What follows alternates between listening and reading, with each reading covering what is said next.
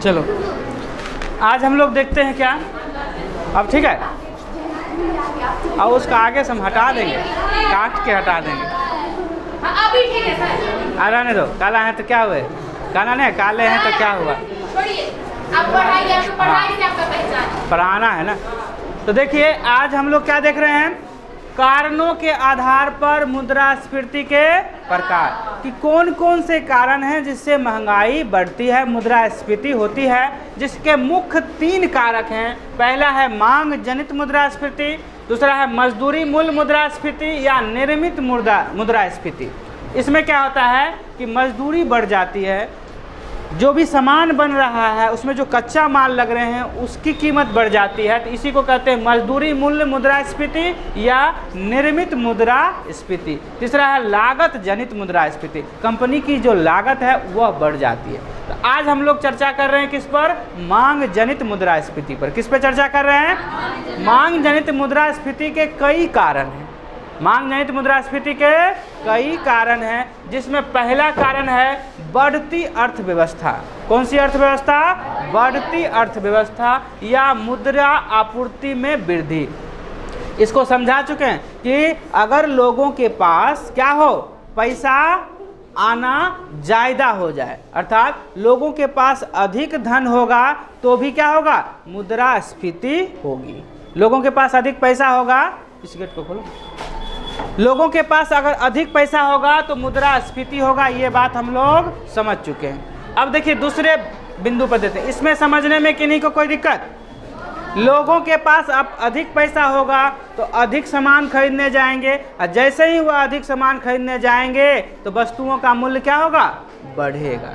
दूसरा है कि सस्ते बैंक से ऋण, आपको अगर कर्जा है सस्ता मिल जाए, कर्जा जो है सस्ता मिल जाए, आसानी से मिल जाए, तो क्या होगा, महंगाई बढ़ेगी। देखो अभी मोटरसाइकिल बहुत सारे लोग खरीद रहे हैं, क्या हो रहा है कि शोरूम वाले 5,000 10,000 रुपया में बाइक दे देते हैं, बाकी कहते हैं क्या, इंस्टॉलमेंट में देना है, किस्त में देना है। तो पहले ऐसा नहीं था, पहले 50,000 60,000 लेके जाइए तो गाड़ी खरीदिएगा, 10-20 हज़ार का मिलता था उधार। अब क्या है, 5,000 दीजिए, आधार कार्ड दीजिए, आपको गाड़ी मिल जाएगी। इसका मतलब क्या है कि ऋण सस्ता मिल रहा है, आसानी से मिल रहा है, कहीं भटकने की आवश्यकता नहीं है, ज़्यादा डॉक्यूमेंट की आवश्यकता नहीं है। अब तो ऐसा हो गया कि मोबाइले पे आप कर्जा ले सकते हैं, बहुत सारा ऐप है उसके माध्यम से आप कर्जा ले सकते हैं, उसी को आप पे कर सकते हैं फ़ोन पे, पेटीएम वगैरह के साथ। तो ये क्या कर रहे हैं कि सस्ते बैंक का ऋण, ब्याज दर आपको कम मिलेगा तो मन होगा कि कर्जा लेके ये काम कर लेते हैं।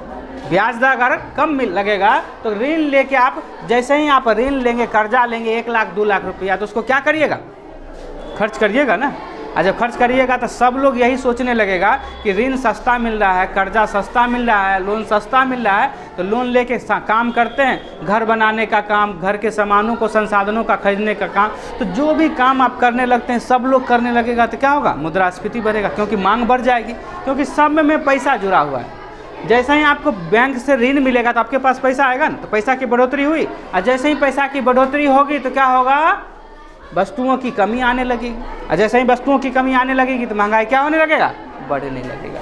बात समझ में आ गया, बैंक ऋण तीसरा है अधिक सरकारी व्यय, सरकार अधिक खर्च करना शुरू कर दे, जैसे कि इंदिरा आवास खूब बांटने लगे, तो इंदिरा आवास देगा तो सबको 1.5 लाख रुपया देगा ना, और जब 1.5 लाख रुपया होगा तो सब घर का सामान खरीदने के लिए जाएगा ना, और जब सब सामान खरीदने के लिए जाएगा तो महंगाई क्या होगी, स्वाभाविक रूप से बढ़ेगी। सब घर बनाएगा तो मजदूर नहीं मिलेगा, मजदूर की मजदूरी बढ़ेगा, तो मिस्त्री का, ठेकेदार का वैल्यू बढ़ जाएगा, कहेगा अभी फुर्सतें नहीं है, आप कहेगा मेरा थोड़ा ज़्यादा रेट लगाएगा। तो इस प्रकार से क्या होगा, सरकारी व्यय भी अगर अधिक हो जाता है, सरकारी खर्च भी क्या हो जाएगा, अधिक हो जाएगा, तो क्या होगी, मुद्रास्फीति होगी।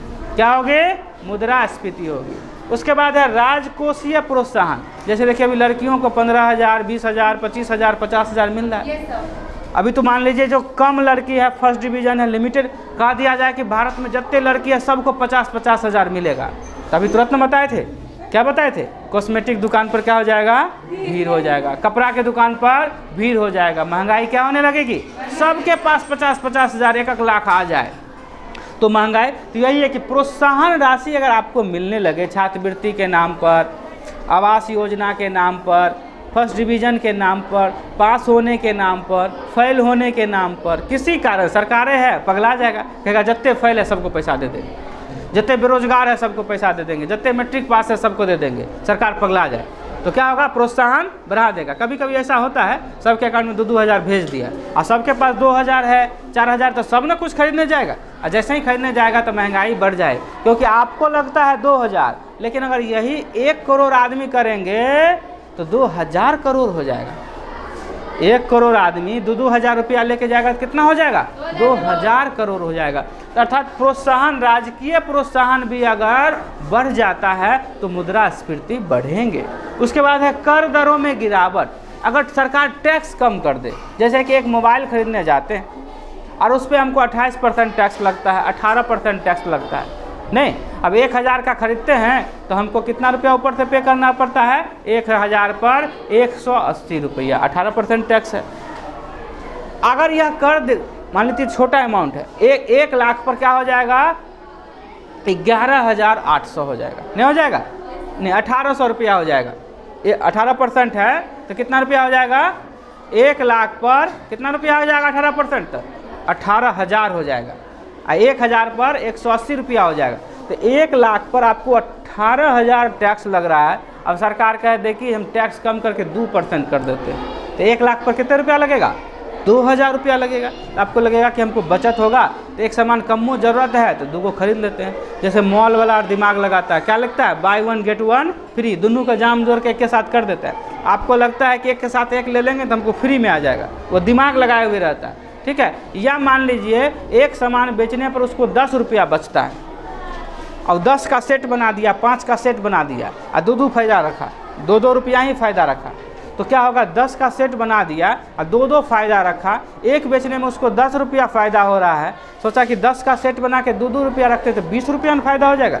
अब वह 8 रुपया लोग बचाने के चक्कर में पूरा सेट खरीद लेगा और कंपनी वाले को कितना होगा, 10 पीस बिक जाएगा और 10 दूना 20 रुपया फ़ायदा हो जाएगा। तो इस प्रकार से क्या है कि अगर कर के दरों में गिरावट आ जाती है, टैक्स कम लगने लगता है, तो भी मुद्रास्फीति बढ़ती है। जैसे ही टैक्स कम लगेगा और जो सामान हम 1,18,000 में खरीदते थे और वह सामान हम 1,02,000 में खरीदेंगे तो बाकी 16,000 को खर्च करेंगे ना, नहीं खर्च करेंगे। 16,000 को कहाँ जाएंगे, होटल में खाने जाएंगे, कपड़ा खरीदेंगे, तो उस सामान का डिमांड बढ़ेगा ना। अब हम 1 लाख का सामान खरीदे, उस समय मेरे पास 1,18,000 था ही, सब खर्चा हो जाएगा तो क्या होटल में जाएंगे, नहीं जाएंगे। कपड़ा खरीदने जाएंगे, नहीं जाएंगे। तो वह जो 16,000 की जो मार्जिन है वह भी मुद्रास्फीति को क्या करेगा, बढ़ाएगा। काला धन, सरकार अगर नियंत्रण करना छोड़ दे, लोग टैक्स देना बंद कर दे, तो टैक्स जो बचाते हैं वही ना काला धन है। जैसे हम 1 लाख रुपया महीना कमाते हैं तो साल में हम कितना कमाने लगे, 12 लाख। हमको टैक्स कितना देना है, 5 लाख के ऊपर जितना है टैक्स देंगे, लेकिन हमने सरकार को दिखाया कि 6 लाख ही कमाए, तो 1 लाख का टैक्स देंगे, बाकी 6 लाख को क्या किए, बचा लिए, उसका टैक्सो बचा लिए। तो जो पैसा है वह नगद रहेगा, कैश रहेगा, क्योंकि उसको बैंक में जमा करेंगे तो पता लग जाएगा। तो क्या करेंगे, खर्च करेंगे, टीवी खरीदेंगे, मोबाइल खरीदेंगे, कार खरीदेंगे, मोटरसाइकिल खरीदेंगे, शौक पूरा करेंगे। तो बाज़ार में सामान का क्या हो जाएगा, मांग बढ़ जाएगी, क्योंकि टोटल क्या है, मांग जनित। इस सब में पैसा बचेगा और मांग बढ़ेगा। कैसे भी पैसा आएगा और जैसे ही पैसा आएगा तो मांग बढ़ेगा।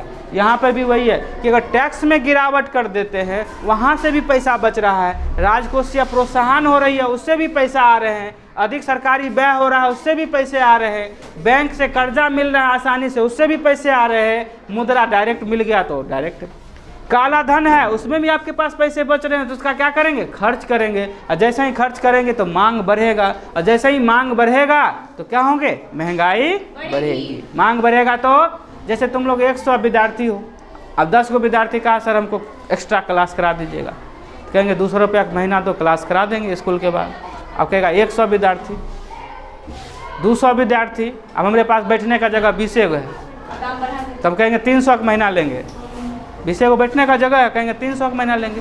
नहीं, अब हमको 500 आदमी आ जाएगा तो कहेंगे 500 का महीना लेंगे। हमको हमारे पास बैठने का जगह कितना है, बीसी है, तो सीमित जगह है तो क्या होगा, महंगाई बढ़ेगी। अब जो उसमें से बढ़िया विद्यार्थी होगा जो 500 का महीना देगा उसको पढ़ाएंगे, 200 वाला को हटा देंगे, तो महंगाई तो बढ़ रही है। वही मेरे पास 10-20 विद्यार्थी था तो 200 का महीना पढ़ा रहे थे, अब 500 विद्यार्थी एडमिशन के लिए आ गया तो हम 500 का महीना पढ़ाएंगे। इसी प्रकार से ना रेट बढ़ता है अच्छे टीचर का। तो काला धन जो है अगर लोगों के पास रहेगा, सरकार उस पर नियंत्रण नहीं करेगी तो भी महंगाई क्या होगा, बढ़ेगा। फिर क्या है, जनसंख्या में वृद्धि। आप समझ लीजिए आज हम अकेले हैं तो एक शर्ट से काम चल जाता है, हम शादी विवाह कर लिए, हमारा 4 गो बच्चा हो गया, तो अब 5 गो ना शर्ट खरीदाएगा, नहीं खरीदाएगा। तो जनसंख्या बढ़ा ना, तो सामान का तो रिक्वायरमेंट बढ़ गया, नहीं बढ़ गया। तो जैसे ही जनसंख्या बढ़ेगा घर बनेगा। अभी हम अकेले हैं तो एक रूम से काम चल रहा है, 4 बच्चे होंगे, उसका शादी होगा तो सबको रूम चाहिए ना, तो घर बनेगा।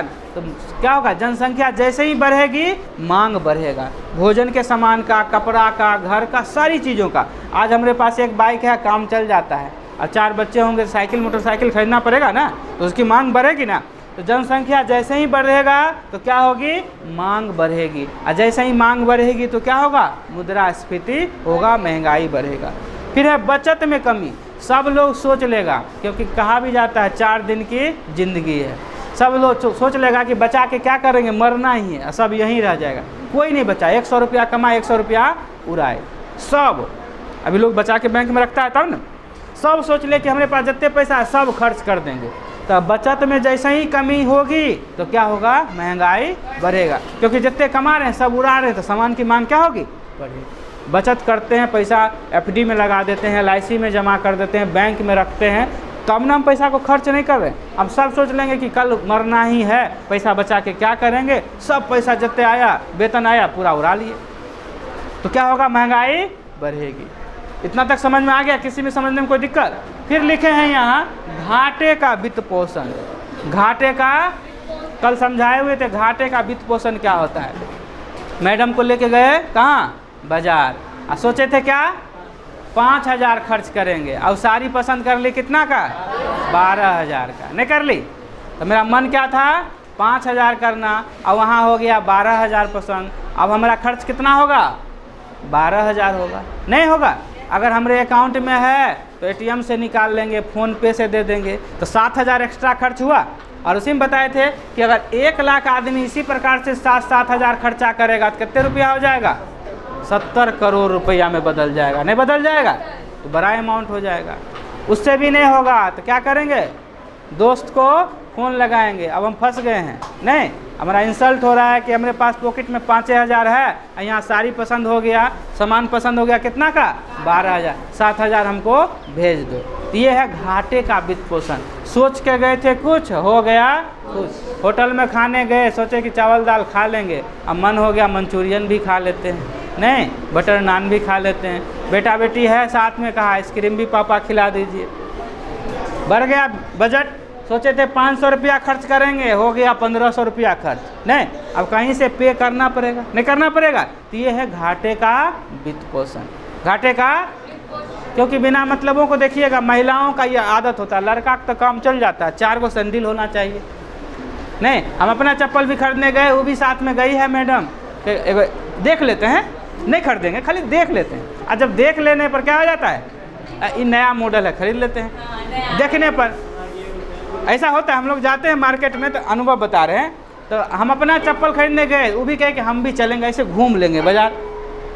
अब चप्पल हम अपना पसंद कर लिए, तो दुकानदार पूछ देता है मैडमों के लिए चाहिए, नहीं नहीं, वो बोली अच्छा दिखा दीजिए, अच्छा देख लेते हैं। अब देख लेने में क्या हो जाता है, पसंद हो जाता है। अब पसंद हो जाता है तो वही है घाटे का वित्त पोषण। अब आए तो थोड़ा नाश्ता भी कर लेते हैं, सोचे थे चप्पलें खरीद के आएंगे, शर्टें खरीद के आएंगे, थोड़ा नाश्ता भी कर लेते हैं, नहीं कर लेते हैं। तो ये है घाटे का वित्त पोषण। और जिसमें क्या होता है, जो सोच के नहीं जाते हैं वो भी खर्च हो जाती है। मान लीजिए कि मेरे अकाउंट में पैसा नहीं रहता, तो 12000 का साड़ी खरीदते नहीं, किसी दोस्त को फ़ोन करते, 2-5000 7,000 का था, नहीं देंगे तो खरीदते, 5000 काम चल जाता। लेकिन अब सर्किल बना हुआ, किसी को कहेंगे दे देगा तो खर्चा हो गया। जब खर्चा हो गया, ऐसा ही 1 लाख आदमी खर्च कर लिए, तो 700 करोड़ का क्या हो गया, टर्नओवर ज़्यादा हो गया, उतनी मांग बढ़ गई। यही है घाटे का वित्त पोषण। उसके बाद है मुद्रा का मूल्य ह्रास, रुपये में गिरावट। ये आप लोग को कम समझ में आएगा। पेपर में आप लोग देखते होंगे कि $1 बराबर 50 रुपया, फिर देखते होंगे $1 बराबर 70 रुपया, कभी $1 बराबर 80 रुपया, 100 रुपया, इस प्रकार से देखते हैं ना। ये समझते हैं क्या है, ये रुपया का वैल्यू बढ़ रहा है कि घट रहा है? घट रहा है। पहले $1 50 रुपया में हो जाता था, अब $1 मान लीजिए 100 रुपया हो गया, तो इसका वैल्यू सीधे आधा हो गया, नहीं हो गया? रुपया का वैल्यू आधा ना हो गया। अगर मूल्य गिरता है तो भी महंगाई बढ़ेगी। अब छोटा एग्जाम्पल देते हैं, क्योंकि तुम लोग को चक्रीय प्रभाव में विदेश नीति भी बताए थे कि विदेश हम लोग निर्यात करते हैं, वहाँ से पैसा आता है, विदेश से सामान खरीद के लाते हैं तो पैसा देते हैं। अगर हम कोई विदेश निर्यात करते हैं, सपोज करो कि 1 लाख का सामान, ये भारत हो गया मान लीजिए, और ये हो गया विदेश। हम 1 लाख का सामान बेचते हैं विदेश में, तो विदेश वाला हमको कितने रुपया देगा? 1 लाख न देगा, लेकिन 1 लाख वह किस में देगा? डॉलर में देगा। अगर रुपया का वैल्यू 50 है तो हमको कितना डॉलर देगा? $200 देगा। 200 गुने 50 करेंगे तो 1 लाख हो जाएगा ना, नहीं हो जाएगा? लेकिन रुपया का वैल्यू गिर के कितने हो गया? 100 हो गया। अब हम उसको पैसा 1 लाख का सामान भेजेंगे तो हमको कितने देगा? $100 न देगा, नहीं देगा, क्योंकि 100 गुने 100 करेंगे तो 1 लाख हो जाएगा, नहीं हो जाएगा? 1000 देगा, 1000 होगा। 2000 गुने 50 करिए तब ना 1 लाख पड़ेगा, तो $2000 देगा। अब हम उससे क्या ले, कितना ले रहे हैं? $1000। तो विदेश वाला सोचेगा कि जो सामान $2000 में आ रहा था, अब हमको कितना मिल रहा है, और मंगा लेते हैं। कैसे क्या होगा? नहीं कहेगा, जो सामान तुमको मोबाइल 5000 मिल रहा था, अभी 2000 मिलता है, तो मन रहता है 1 को तो 2 को खरीद लेते हैं ना, फिर बेच लेंगे। तो विदेश में भी वही ना होगा कि रुपया का जब वैल्यू गिरेगा, जो सामान 1 लाख में विदेश जाता था अभी जाएगा तो 1 लाख में, लेकिन रुपया का जो वैल्यू गिर गया तो हमको पहले $2000 देता था, अब कितना देगा? उसके पास तो 1000 बच जाएगा, तो सामान की मांग और न करेगा, क्योंकि उसको सस्ता में मिल रहा है। जैसे ही सस्ता मिल रहा है, तब जैसे ही सामान की मांग होगी तो क्या है? मांग जनित मुद्रास्फीति। मांग होगा तो उत्पादन बढ़ेगा, और उत्पादन बढ़ेगा जैसे ही तो महंगाई बढ़ती चली जाएगी, नहीं बढ़ेगी? तो मांग बढ़ रहा है वहाँ भी। तो इसमें भी क्या हो रहा है कि मूल्य ह्रास जब होगा तो वस्तुओं की कीमत जो होगी विदेश के हिसाब से कम हो जाएगा उन लोग को, तो अधिक मांग करेंगे, और जैसे ही अधिक मांग करेंगे तो मांग जनित मुद्रास्फीति हो जाएगी। 10 पॉइंट समझ में आया? किसी पर कोई डाउट है तो बोलो, कहीं पर कोई डाउट?